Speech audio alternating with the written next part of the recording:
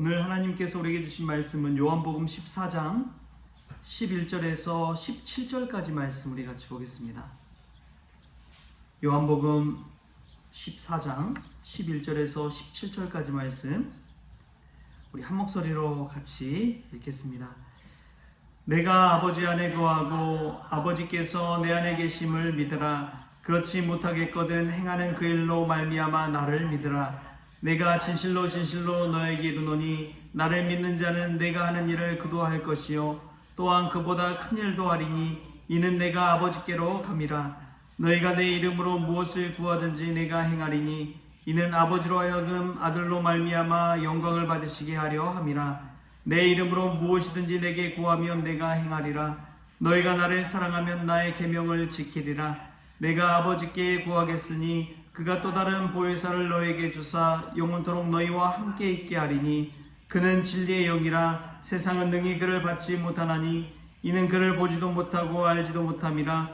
그러나 너희는 그를 아나니 그는 너희와 함께 거하시며 또 너희 속에 계시겠음이라. 아멘. 할렐루야. 이 말씀 가운데 저와 여러분에게 귀한 하나님의 은혜가 가득하기를 소망합니다. 오늘 우리가 읽은 이 14장 말씀의 모든 이 배경과 근심에는 다 13장과 연관이 되어 있습니다. 13장에서 보면 예수님께서 너희 중에 하나가 나를 팔리라 라고 말합니다. 예수님 정말 따르던 곁에 있던 제자들 중에서 한 사람이 자신을 팔라고 하는데 서로 의심하게 되는 상황입니다. 나는 아닐까?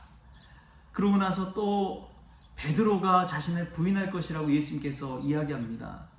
저는 죽더라도 예수님 부인하지 않겠습니다. 예수님께서 근데 하신 말씀 계속 마음에 남잖아요. 그래서 그 마음 심령 가운데 생겨나는 것이 바로 근심입니다. 상황이 바뀌고 환경이 바뀌면 사람의 마음도 바뀌잖아요.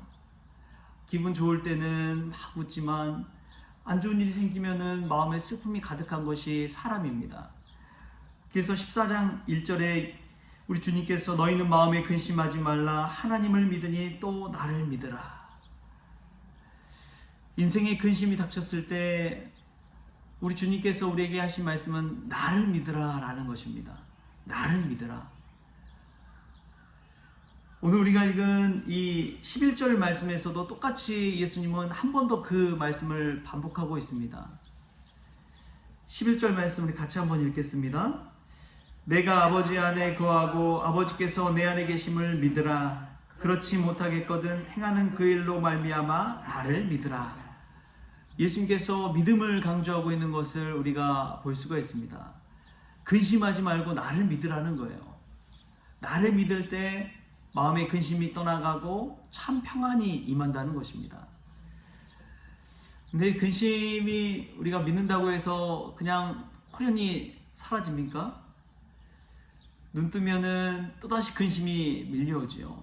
눈앞에 있는 막막한 현실을 보면 근심이 밀려옵니다. 두려움이 밀려옵니다. 염려가 밀려옵니다.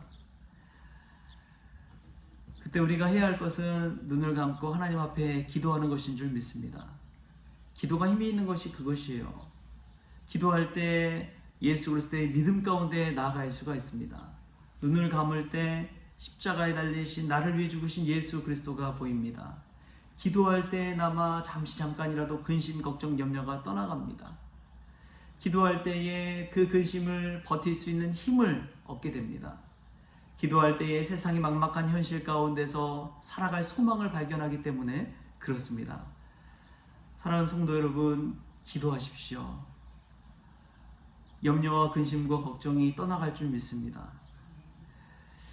김진경 박사라는 분이 있는데 그분은 40일 동안 북한에 억류되어 있었습니다. 평양과학기술대학교 총장이기도 했지요. 그런데 그가 감옥에 갇혀서 하루하루 어떻게 될지 모르는 그런 상황 가운데 놓였어요. 기도조차도 나오지 않았다고 그러더라고요. 그래서 그가 했던 일이 무엇이냐? 주기도문을 수백 번 계속해서 반복했다고 합니다. 그냥 누군가 간수만 찾아와도 자기는 죽을 수밖에 없는, 사형장에 끌려갈 수밖에 없는 그러한 현실 속에 놓였을 때에 그는 주기도문을 막 수없이 계속 외웠대요. 하늘에 계신 우리 아버지요. 감옥에 갇혀서도 그 기도문을 외우면서 주님 앞에서 버틴 것이지요. 사랑하는 성도 여러분, 우리가 그러한 막막한 현실 가운데 있을 때 오히려 더 기도해야 될 줄 믿습니다. 더 기도의 자리로 나아가야 돼요. 두려움과 걱정, 근심, 염려에 쌓여서 아무것도 하지 못하고 그냥 주저앉아만 있는 것이 아니라 주의 예수의 이름 붙잡고 기도해야 될 줄 믿습니다. 오늘 그 이야기를 우리 주님께서 하고 있는 거예요. 또한 우리가 기도할 때 누구의 이름으로 기도합니까? 예수의 이름으로 기도해야 됩니다. 우리 13절 14절 말씀 보면 이런 말씀이 나와요. 너희가 내 이름으로 무엇을 구하든지 내가 행하리니 이는 아버지로 하여금 아들로 말미암아 영광을 받으시게 하려 함이라. 내 이름으로 무엇이든지 내게 구하면 내가 행하리라. 아멘. 우리가 예수의 이름으로 구할 때 주님의 능력이 임할 줄 믿습니다. 예수의 이름으로 나아가야 됩니다. 우리 자신의 이름으로, 우리 자신의 힘으로 절대 안 됩니다. 오직 예수 그리스도의 이름으로 될 줄 믿습니다. 남북전쟁이 한창일 때 시골에 있는 한 아버지가 아들을 어쩔 수 없이 징집해서 이 군대로 군인으로 보낼 수밖에 없었습니다. 근데 그 아들이 이 전쟁이 너무나 무서워서 탈영을 해버렸어요. 탈영해서 잡히면 감옥에 갇히는 것이고 심하면 교수형을 당할 수도 있습니다. 너무나 걱정돼서 이 아들이 어떻게 하면 좋을까? 어떻게 하면 아들을 살릴 수 있을까? 어떻게 하면 그 아들 생명 보존할 수 있을까? 고민하다가 백악관 링컨 대통령을 찾아가야겠다라는 생각이 들었답니다. 백악관을 찾아갔어요. 대통령을 만나게 해달라고 하는데 이 시골 사람을 보고 경비가 들여보내주지 않는 거예요. 제발 좀 들여보내달라고, 대통령님 만나게 해달라고 아무리 애걸복걸해도 되지가 않습니다. 그런데 그것을 보고 있던 한 소년이 있었습니다. 그 소년이 너무나 안타까워서 아저씨 무슨 일이세요? 왜 그러고 계세요? 그러자 자신의 자초지종을 그 소년에게 털어놓습니다. 그런데 알고 보니까 그 소년이 링컨 대통령의 아들인 거예요. 그 아들이 그 시골 아저씨를 이끌고 갑니다. 길을 막아 서지요. 근데 그 아들이 제가 정말 잘 아시는 분입니다. 그러자 이제 길을 열어주는 거예요. 그리고 링컨 대통령을 만나게 된 것입니다. 여러분, 우리 힘으로 안 돼요. 그러나 아들의 힘, 하나님의 아버지의 아들 예수 그리스도의 이름, 그 능력을 힘입어서 우리는 하나님 아버지께 나아갈 수 있는 줄 믿습니다. 다른 통로는 없습니다.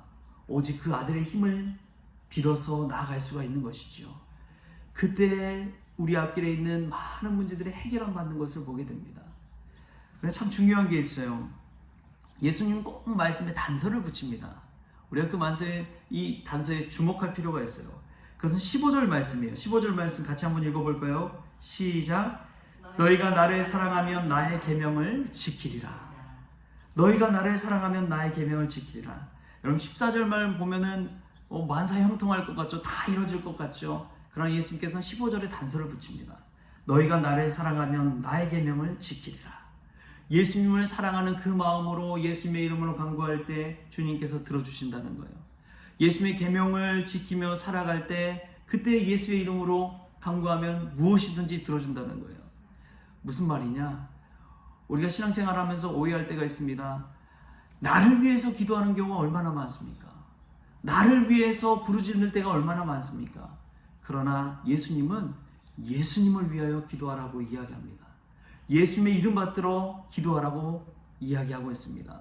예수님을 사랑하는 그 마음으로 기도하라고 이야기하고 있습니다.